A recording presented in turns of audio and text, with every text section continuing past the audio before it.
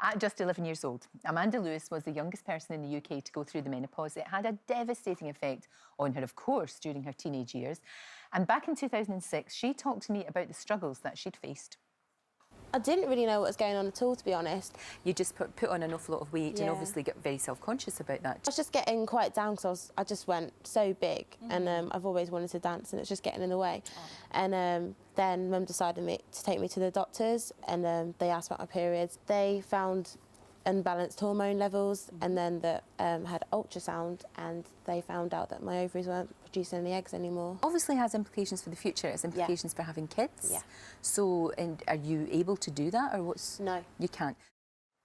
Well, do you know what? That was 12 years ago, but earlier this year, Amanda rejoined me with some very special news and today she's back and look, she's not alone. She joins me with her partner, Tom, and 4-week-old son, Oryn, who is absolutely gorgeous.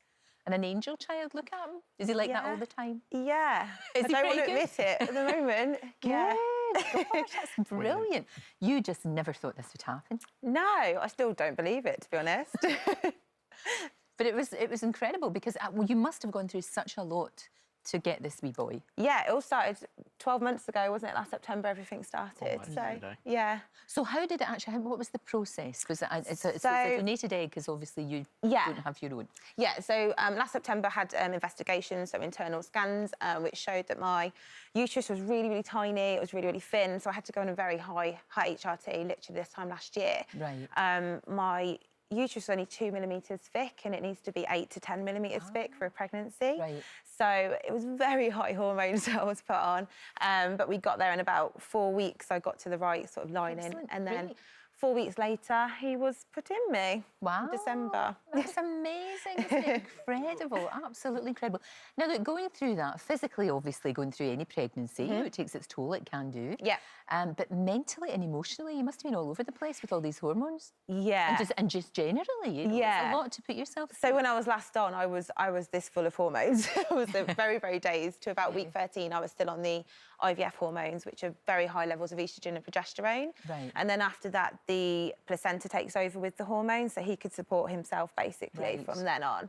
So I was very headachy, dizzy, just not with it at all for the first. You really have put yourself through it, but obviously worth it. Totally worth it. How was the actual birth itself? Was that okay? Horrendous. Was it? Oh, God, yeah. love you. So he wasn't kind of coming out. I was induced for 4 days, which was pretty painful. Geez, and then went into labour, tried to push him for 4 hours, but his head was sort of the wrong way, pushing against my spine, so it was emergency C-section in the end. Crikey. So I had everything. You've really been through it, and I guess, I mean, it's so difficult for you, isn't it, Tom? Because you see all this happening, but there's not a great deal you can do. Yeah, it's weird, but comparatively, it's not really that hard. I just get sat in the corner and fetch water. Sit down. But good support, good support.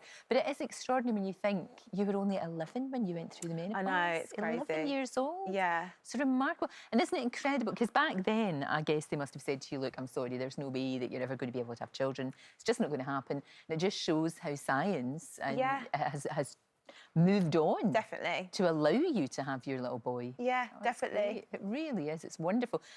Bit soon, because he's only 4 weeks, but would you think about having another one? Yeah, we've got 3 embryos left. Great. So, which were made the same day as him, so we're almost like twins.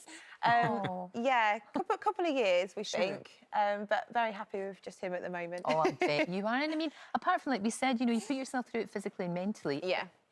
He's costed. I mean, you can't put a cost on a baby, but obviously the whole process was very expensive too. And you had to fund that yourself. Yeah, so the next round will be cheaper because they're already done. So they're sort of, you just pay to put them back in, basically. They're just ready. They're ready and waiting. They're ready, yeah. We always say we've got like 3 little people in the freezer. It's incredible. It's absolutely amazing. But you keep yourself really, really fit, don't you? Yes. Because, I mean, you do all sorts of fitness classes and pole dancing classes and, oh, look at this. Look what your mummy can do, Oryn. It's amazing. Amazing. Can you still do that? No. Maybe not quite yet. Eventually. Yeah, maybe not after 4 weeks. No. But no, you will do. It's so, so good to see you. It really is. It's a brilliant story. And he is the best baby. We think the next one will be crazy because he's really good. Is he like that all the time? Pretty much. Wow.